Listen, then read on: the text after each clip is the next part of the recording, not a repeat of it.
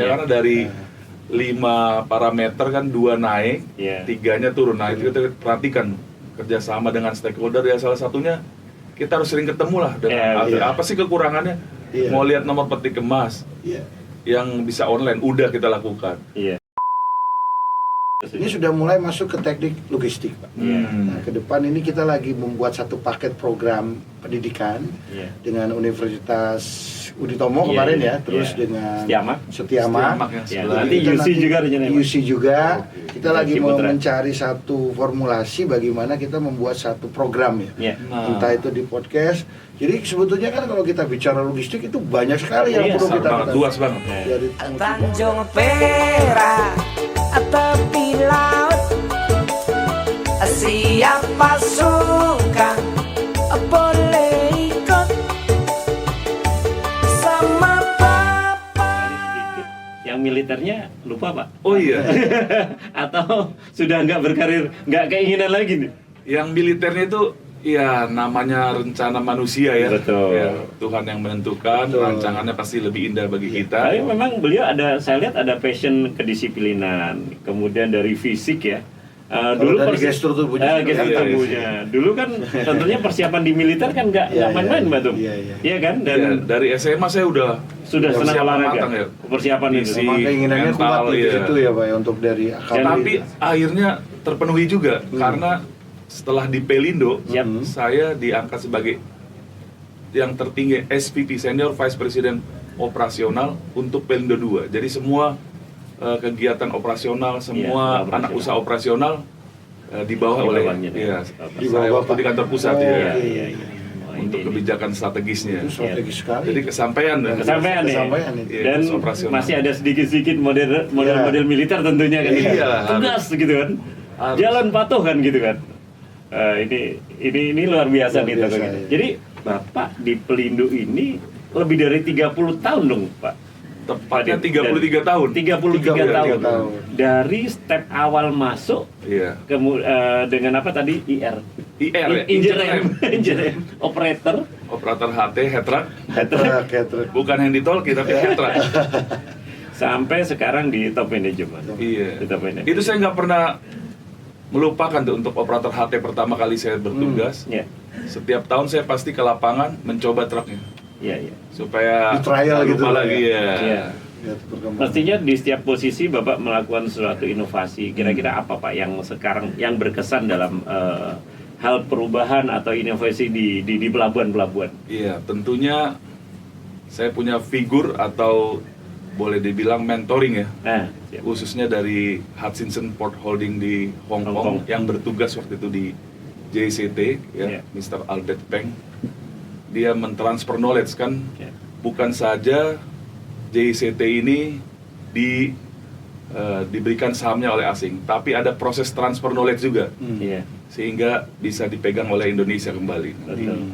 Nah, dari 14 tahun itu saya dapat kesempatan yang melihat contoh juga di Hong Kong dan anak usaha lain ya, cabang-cabang lain di bawah Hutchinson, bagaimana bertransformasi. Apa yang sudah dilakukan mereka, digitalisasi, transformasi operasional dan lainnya bisa diimplementasikan di Indonesia, dalam hal ini di JCT.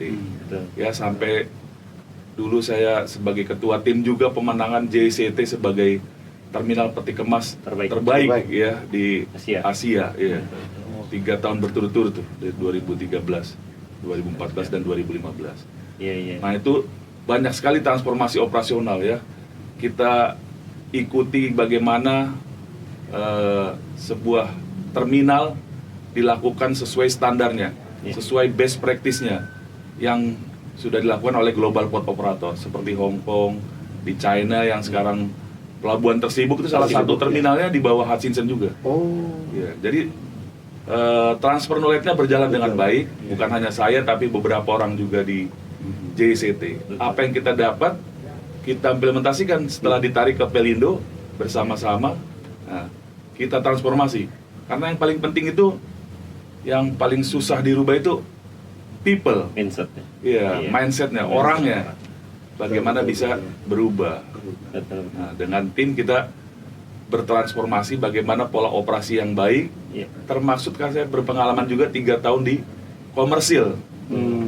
Jadi bagi saya harus operation excellent dan commercial excellent.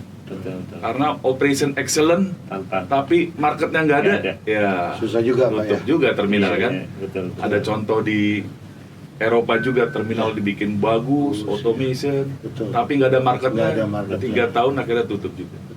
Ya udah ada contohnya. Dari pengalaman ini luar biasa nih teman kita ini. Dari asli orang Priuk. Jadi ini memang Pak David ini dari bawah gitu loh. Jadi dan tahu banget masalah-masalah yang ada. Dari kecil ada di Priuk nih Pak. Lingkungannya udah lingkungan pelabuhan kan gitu kan. Sekarang sampai ke level yang jauh lebih tinggi. Saya mau dikit nanya nih Pak Iko nih sama Pak David nih. Ketika Pak David sekarang sudah masuk di wilayah Jawa Timur. Nah, kalau kita lihat pelabuhan kita juga sudah sangat cukup bagus ya Pak. Untuk yang kontainer ada terminal peti kemas, ada Teluk Lamong. Apa motivasi dan yang akan konsep ke depan yang Bapak akan buat di Teluk Lamong ini Pak? Iya, tentunya kita sebelum masuk udah dibilang siap ditugaskan di mana saja kan sebagai baik ASN, militer maupun waktu di BUMN. Betul. Walaupun saya yang ditarik tapi harus siap ditempatkan di mana saja. Nah, setelah keberhasilan apa yang sudah kita lakukan di IPC TPK dengan 10 terminal, throughputnya naik, biayanya turun, bottom line-nya naik, ya, dengan 10 terminal itu dapat tugas ke wilayah timur nih, base-nya itu di Teluk Lamong. Apa sih visi misinya? Visi misi mungkin sama dari atas, dari Pak Arief Suartono di Rut Pelindo itu sangat clear, simple dan clear dan mudah diimplementasikan. Apa ya itu? Port stay dan cargo stay harus pendek, mempersingkat port stay dan cargo stay. Itu tujuannya customer datang ke pelabuhan, ya kan, supaya lebih efisien tentunya. Nah, diturunkan lagi ke subholding yang dipimpin Pak Aji, ya, dengan strategiknya, sehingga pada umumnya saya tugas di Teluk Lamong ada 3 poin ya sejak Maret 2023, yaitu melakukan operation excellent, operation excellent, commercial excellent, dan yang ketiga itu aksi korporasi. Ya, aksi korporasi bekerja sama dengan stakeholder yang lain. Ya, khususnya subholding peti kemas untuk apakah tahun ini bisa menghandle beberapa terminal lebih dari 1 seperti apa yang sudah dilakukan di Jakarta di Regional 2. Jadi satu perusahaan menghandle beberapa terminal gitu, supaya centralize gitu. Nah itu operation excellence-nya apa sih? Tinggal dikasih targetnya aja. Ya, port stay apa? Maksudnya kapalnya yang biasanya sandar 24 jam jadi 20 jam, bahkan sekarang sampai 18 jam ya, nggak hitung sehari. Ya, not more than 1 day. Kargo juga. Ya, orang mau receiving, mau delivery, dikasih target Kementerian Perhubungan 1 jam, kita lakukan sekitar setengah jam, setengahnya langsung. Ya. Dan itu aksi korporasi tadi, apakah bisa berkolaborasi dengan terminal-terminal lain, baik yang di Surabaya maupun dengan yang di wilayah timur Indonesia, yang boleh dibilang ketinggalan ya, tertinggal. Nah itu yang perlu distandarisasi dan dikonektivitaskan, diintegrasikan dengan kita sebagai hub di wilayah timur. Wah ini luar biasa. Ini nanti jadi Teluk Lamong kedepannya kita pengen penasaran semua. Jadi dulur logistik di Jawa Timur. Nih beliau nih kan direkturnya terminal Teluk Lamong yang selama ini sudah bekerja sama kita semuanya. Kita jadi mitra dan partner dan customernya. Mungkin nanti sekali waktu kita bisa ketemu sowan offline. Gitu ya, betul. Jadi bukan kita yang pengurus-pengurus saja, mungkin teman-teman yang ingin hadir sekali waktu buat coffee morning, atau ada sesuatu progres yang baru, Pak. Ya. Kalau dulu kami sempat ke Teluk Lamong melihat eco green konsepnya, kan gitu kan, dengan teknik pelabuhan modern, mungkin green port ya, green smart port. Ini mungkin nanti dulur-dulur bisa berkesempatan bisa melihat konsep-konsep yang baru yang sekiranya menambah efisien dari sisi operasional dan dari sisi komersial, karena teman-teman ini mesti nyarinya yang komersial, Pak. Iya betul. Gitu. Ujung-ujungnya kan efisien kan. Betul. Gitu. Bukan murahan, tapi lebih murah, lebih efisien. Betul, soalnya konsepnya teman-teman itu less cost, high profit, Pak. Jadi ini di teman-teman semuanya, ayo apa yang perlu diefisiensin. Apalagi kemarin kan kita kena masalah yang kemarin, Pak Tum ya. Apa tuh? PLI, Performance Logistik ini. Oh iya, LPI, Logistik Performance ini. Logistik Performance ini. Ini kan luar biasa buat kita semuanya. Semuanya harus membenahi. Lah ini nanti kita tunggu nih. Ada Pak David ini kira-kira nanti ada sesuatu yang luar biasa. Ayo kita diskusikan, Pak. Termasuk mungkin pengembangan teknik logistik ya itu ya. Betul. Nah itu bisa menjadi teman-teman seluruh Indonesia sudah nyaman masuk ke sini. Ditambah nyaman lagi, udah clearance di sana, di sini tinggal langsung berangkat atas integrasi sistem yang ada di Teluk Lamong. Nah, ini harapan-harapan kita berharap sih dari Alfi juga itu salah satu program kita membantu mensinergikan antara asosiasi dengan BUMN, terutama di Pelindo itu sendiri, karena bagaimanapun anggota kami juga perlu ada satu efisiensi biaya di situ, Pak. Nah, itu kita bisa juga bekerja sama nantinya seperti apa. Kita hanya mengkonsep aja, karena asosiasi ini bukan bisnis oriented, Pak. Kita hanya ingin membantu apakah memang ini bisa atau tidaknya dikembalikan lagi ke regulasi dan operator ya, sebagai pelaksana kegiatan yang ada di pelabuhan tentunya. Betul sekali, Pak. Kenapa? Apapun yang di terminal lakukan, Pak, kalau tidak sesuai dengan customernya ya percuma saja. Makanya saya pertama sekali bergabung di Teluk Lamong langsung ketemu stakeholder dan customer. Betul. Ya, kita sounding kepada customer keluhannya apa, nanti yang paling tinggi apa, yang paling impact untuk perubahan apa. Nah, ya.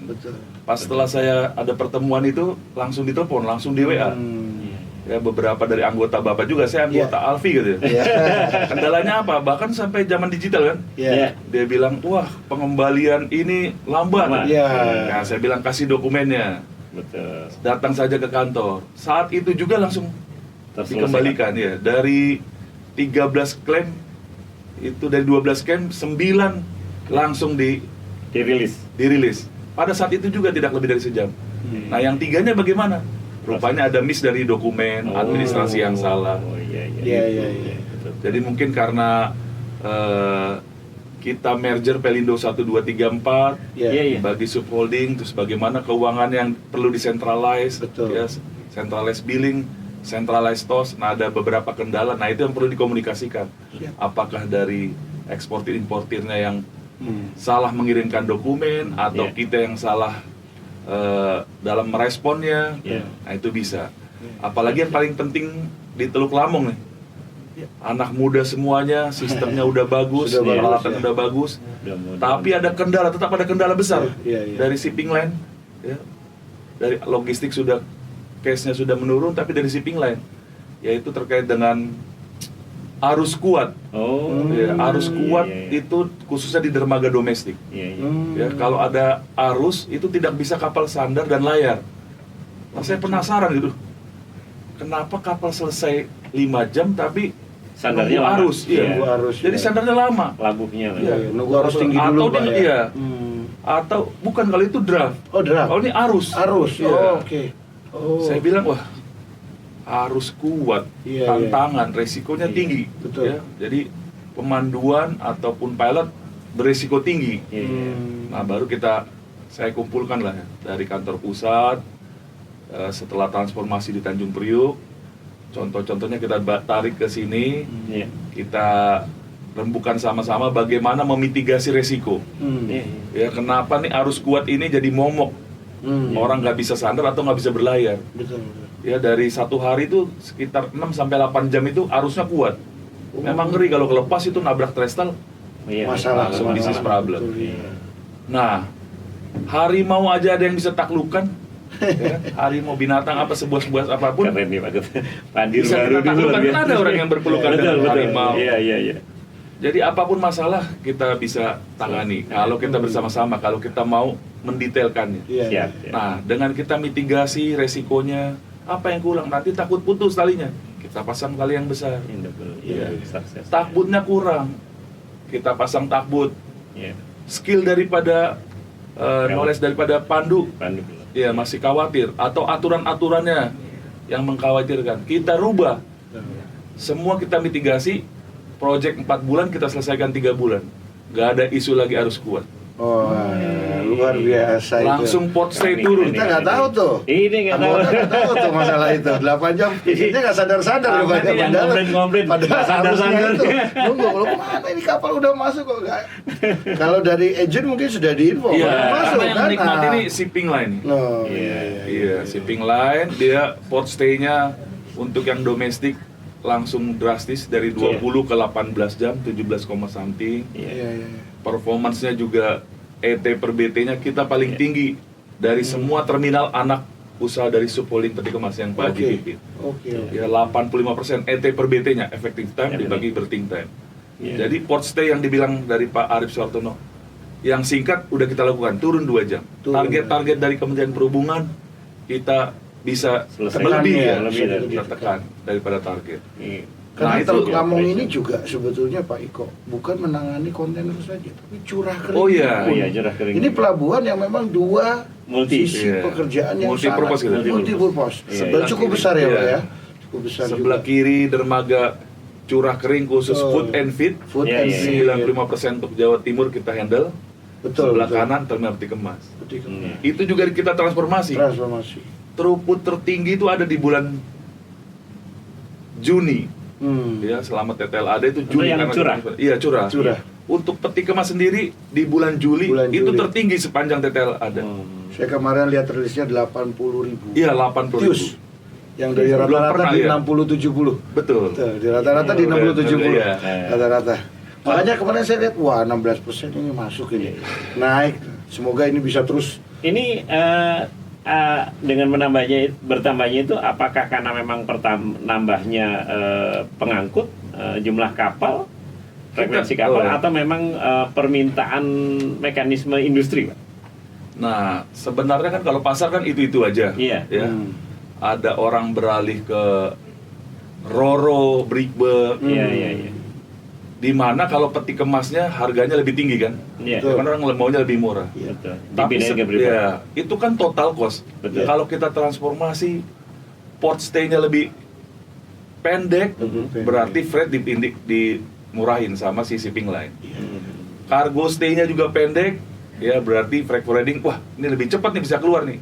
Harganya bersaing lebih murah, sehingga orang beralih ke Peti Kemas. Ya karena ada beberapa lagi orang balik lagi, khususnya wilayah timur, ke Roro. Kita lihat di wilayah timur ada yang beralih ke Roro lagi. Nah itu ada perubahan lagi, ya. Karena port stay kita turun, ada ruang-ruang untuk kapal bisa sandar. Performansi kita tinggi, naik 20%. ET per BT tadi saya sampaikan juga tinggi. Itu ada value creation kalau kita hitung sekitar 4,6 miliar per bulan. Besar juga. Ya, untuk datang. Nah itu udah dipenuhi hampir 50%. Servis baru ada 3 domestik dan 2 internasional. Ekspor yang baru akan meningkat, yang operator baru. Iya. Servis baru. Shipping line-nya satu shipping line baru. Cuma mengembangkan servis itu. Iya. Yang satunya lagi pengembangan servisnya, servis baru. Ya. 2 direct ke China atau intra-Asia, satunya lagi ke Middle East. Karena kita bisa layani dengan baik tuh. Ya kayak kargo-kargo charcoal tuh. Shipping line baru namanya Fasi Line. Langsung sangat banyak problem itu di pengangkut. Iya. Tersolusikan dengan ini ya. Itu komoditi yang luar biasa di bagus, Pak. Yang sangat sulit. Hanya problemnya di pengangkutan. Iya, betul. Pengangkutan. Jadi efisiensinya di operator ini itu juga berpengaruh kepada nilai tarif angkutannya sendiri gitu loh. Sehingga akhirnya koneksinya ke produknya juga Pak gitu. Itu yang akhirnya multiplier-nya bagus banget. Nah, berarti kita mendukung nanti tahun depan kita lihat LPI-nya harusnya turun karena dari 5 parameter kan 2 naik, 3-nya turun. Nah, itu kita perhatikan kerjasama dengan stakeholder ya, salah satunya kita harus sering ketemu lah dengan apa sih kekurangannya. Mau lihat nomor Peti Kemas yang bisa online, udah kita lakukan. Atau lain-lainnya, nanti kita spesifikin lagi yang dari penilai LPI itu apa sih yang kurang. Nanti kita rupanya informasi ke customer kurang. Nah itu kita dalami supaya scoring kita nanti tinggi, lebih baik lagi ya. Tinggal scoring, tapi kalau kita nggak eksekusi repot nih. Cuma ngomong-ngomong gini aja. Ya makanya ntar kita harus lanjutkan pertemuan. Harus membiasakan mengeksekusi segala sesuatu. Tempat Kita ini patut coba 25 jam buat Pak David ini. Untuk diskusi, kita bisa ketemu di program ngobrol pojok perak, Pak. Oh iya. Sampai itu nanti ngumpul teman-teman ya, kita diskusi santai apa yang perlu dijadikan isu-isu terakhir, mungkin terkait sama isu pelabuhan, isu custom atau isu komoditi tertentu. Gitu. Ini keren, ini memang perlu, Pak, silaturahim seperti ini terus diperlukan. Saya tertarik tadi yang Karkul itu, Pak, karena memang selama ini secara demand tradingnya itu kan cukup tinggi ya, Pak ya. Dan bagusnya Karkulnya Indonesia ini yang batok arang papa itu ya, itu high quality. Sehingga demandnya bagus, kualitasnya bagus. Problemnya selama ini hanya di pengangkut. Kan betul, dulu ada yang terbakar itu ya, Pak. Iya, di Singapura, nah itu. Karena dia resikonya tinggi, gitu. Ya kita harus koordinasi lagi. Betul. Sama shipping line-nya, sama forwarding-nya, sama industrinya, industrinya juga. Bagaimana supaya kita mitigasi nih resiko-resiko yang ada. Asuransinya kan tinggi, betul. Apalagi dia sering juga over tonase tuh. Kalau dia nggak ngerti itu, itu kan bahaya bagi keselamatan. Kalau terminal truk Lampung tuh paling nomor 1 tuh keselamatan. Ya safety itu nomor 1. Iya, kita harus sosialisasikan juga ke eksportir bahwa keselamatan nomor 1. Jangan sampai berat daripada isi peti kemas melebihi dari maksimum gross weight. Ya, udah ditulis 32 ton. Tapi diisi sampai 33 ton. Nggak apa-apa, alatnya kan kuat. Alat di pelabuhan kan 55 ton. Iya kuat. Tapi kontainernya kan 32. Kalau jatuh barangnya, kalau rusak, ada korban yang kena pasti gitu. Nah, itu perlu tuh ya. Yang isu sekarang itu charcoal dan garam juga. Oh, garam juga, Pak. Pengiriman garam kan sekarang lagi harganya tinggi. Harga garam itu ini ekspor berarti, Pak? Iya, baik domestik maupun ekspor. Jadi garam-garam itu banyak eksportir atau pengirim barang atau yang berproduksi belum matang dia udah ngirim. Belum matang itu jadi di tengah jalan bisa mencair. Mencair tuh berakibat cairannya di lapangan leaking bocor, juga, slip juga. Nah, kena besi kita juga korosi. Penguapannya tinggi memang. Nah, itu perlu koordinasi juga. Saya sudah ketemu dengan shipping lainnya.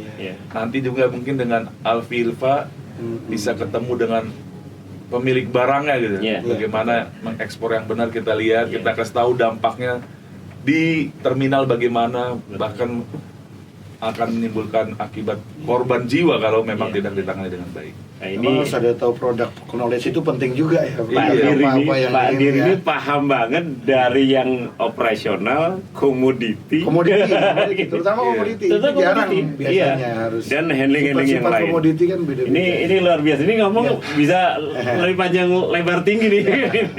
Gitu. Karena ya saya dalam seminggu kan 7 hari. Tapi ketemu customer baik langsung maupun tidak langsung kan shipping line. Tidak langsung itu forwarding maupun cargo owner. Itu dari 7 hari saya 9 kali ketemu orang. Berarti sehari bisa 2-3 orang. Wah, ini bisa hadir di event-event tertentu nih. Jadi gini, Pak, terkait sama LPI tadi itu salah satu indikasinya adalah bisnis pengangkutan pelayaran ini masih tersentralisasi di Jawa. Kan gitu kan, sehingga ada proses transshipment yang redokumen dan lain-lain itu kan costing sekali kan, gitu kan. Di sisi lain pengangkut domestik baliknya kan kosong nih, Pak, kan. Gitu. Jadi imbalance ya.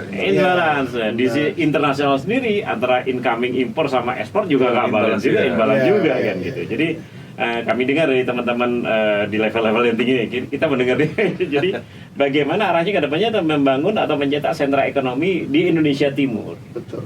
Jadi Indonesia Timur itu di seluruh Indonesia itu bukan hanya sebagai objek market delivery sebuah produk internasional yang dijual lokal, tapi baliknya harus ada produk lokal yang dijual pasar global. Supaya lebih efisien kontribusi semua kan.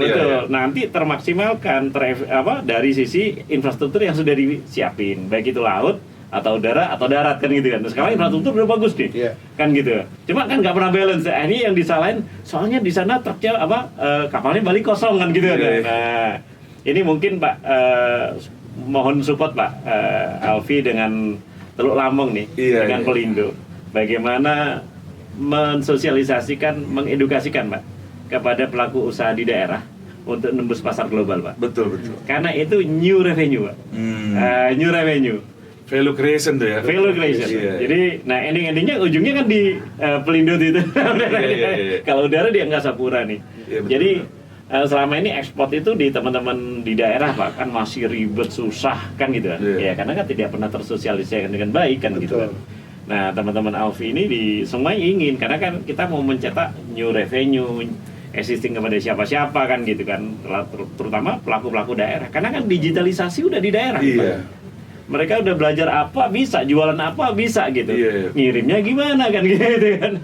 Ya, Banyak, untuk pertumbuhan ekonomi yang merata juga. Iya, perlu. Banyak aplikasi-aplikasi tumbuh, Iya. ya, digital smart dan lain-lain. Betul, Tapi iya.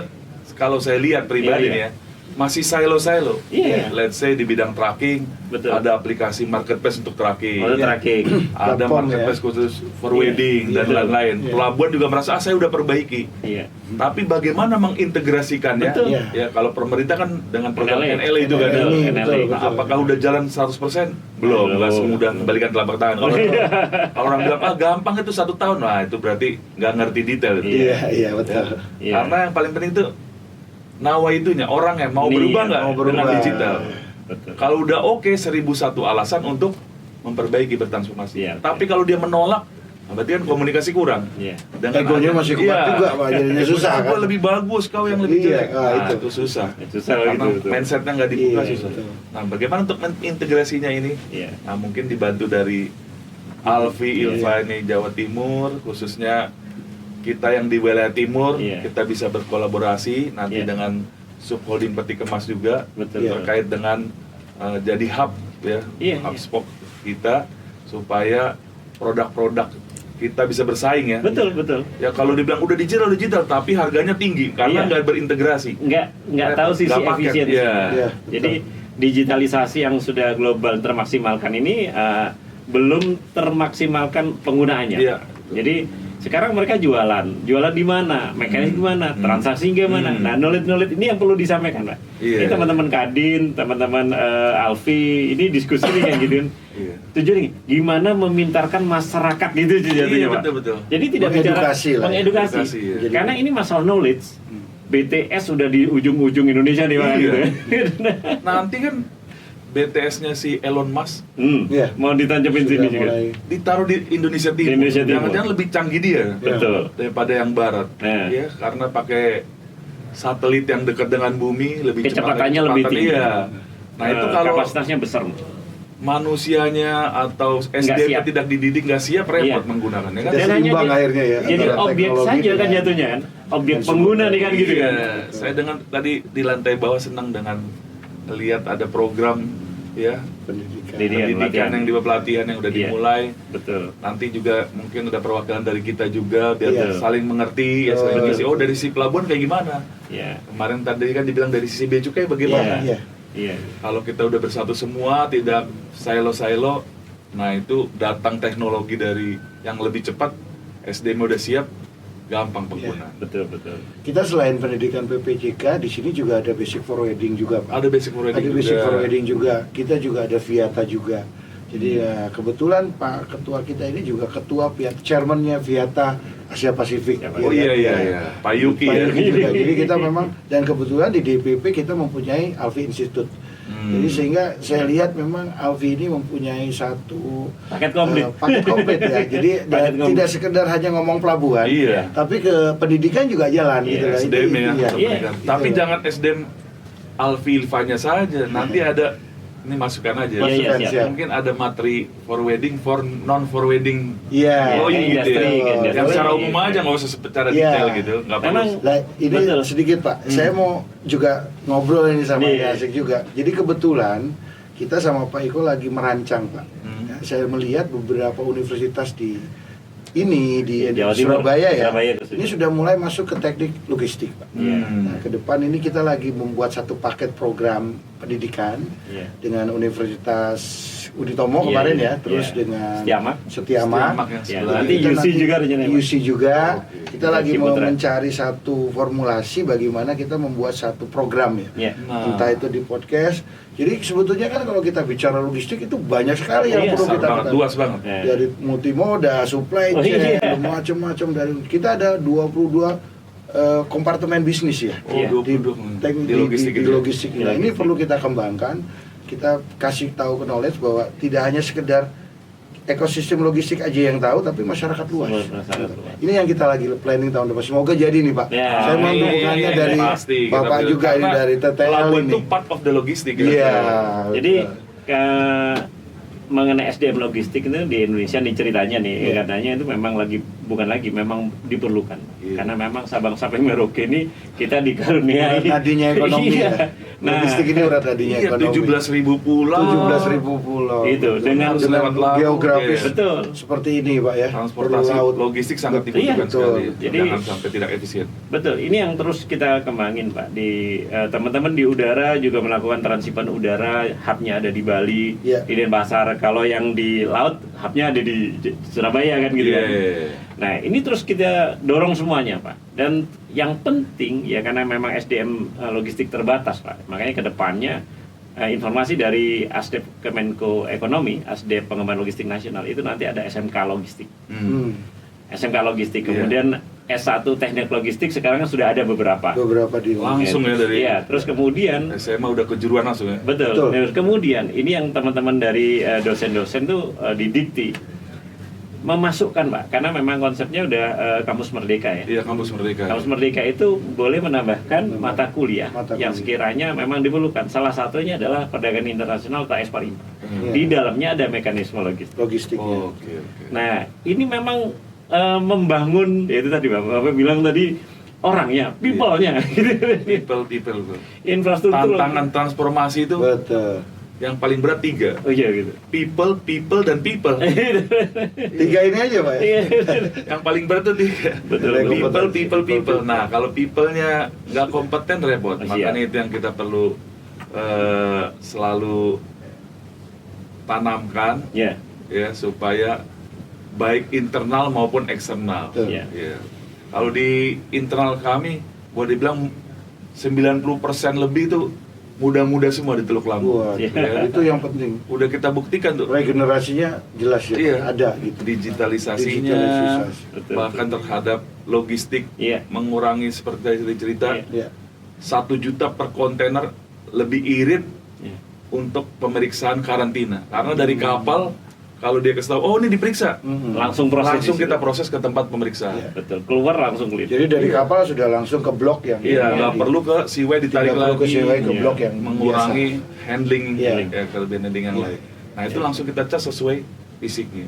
Belum lagi nanti ada dari Stranas PK, tempat kita udah disiapkan untuk fumigasi khusus di dalam, nggak perlu jauh-jauh lagi. Tentunya dengan syarat dan ketentuan khusus sudah dicek, ya mungkin akan dimulai akhir-akhir bulan ini di bawah pengawasan OP Tanjung Perak. Anton. Ini tokoh dulur logistik ya Jawa Timur ini, tokoh Karang ini luar biasa nih. Ini nanti mungkin akan membuat perubahan baru nih di di Teluk Lamong. Di Teluk Lamong. Jadi nanti kita tunggu update-nya lebih lanjut nih. Iya, kita dengan panjang ini ceritanya nih. Dengan merger Pelindo itu bisa sharing knowledge. Betul. Direktur operasi saya dari Regional 4, Pak Kalbar. Direktur keuangan saya di Teluk Lamong dari Regional 3, Pak Budi. Jadi kita berkolaborasi. Sama juga yang di Jakarta.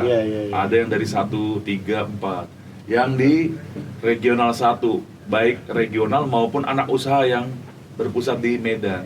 Itu BOD-nya gabungan, jadi skill masing-masing masuk di situ. Bonding bertransformasi bareng-bareng ini Pak ya. Jangan sampai 4 Pelindo 1 tambah 1 tambah 1 jadi 4. Harus dari 20. Jadi perubahan harus tinggi. Menjelang 2 tahun ulang tahun merger Pelindo. 1 Oktober nanti kita lihat hasil-hasil apa yang dilakukan setelah mergerisasi. Khususnya di bidang saya kan terminal peti kemas yang di bawah subholding peti kemas. Ada Gitu. berpusat di Tanjung Perak. Iya. Ulang tahunnya 1 Oktober ini. 1 Oktober Oke. 2021 dulu. 2021 merger. mulai Merger, merger ya, mau 2 tahun. Iya. Nanti kita lihat hasilnya Nanti. apa saja. Oke. Yang lebih real lagi dari customer.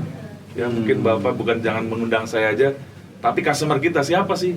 Iya. Yang utama kan shipping yang bawa kapal. Iya. Betul. Nanti forwardingnya yang Iya. besar ditanyain, eksportir importir, Iya. pemilik barang tanya bagaimana setelah merger. Testimoni. Iya, testimoninya. Testimoninya. Gitu. Jangan dari saya mah pasti semua orang kenal jangan.